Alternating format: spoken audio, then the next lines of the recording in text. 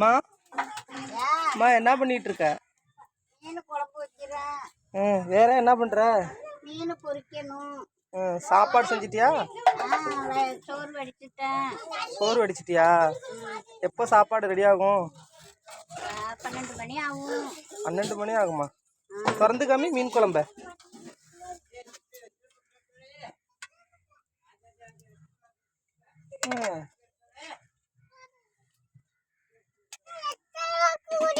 ஒண்ணுமே தெரிய மாட்டேது, இருட்டா இருக்குது.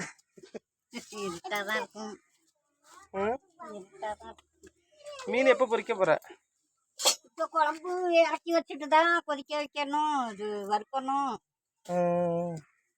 சரி சரி சீக்கிரம் செய், பசிக்குது.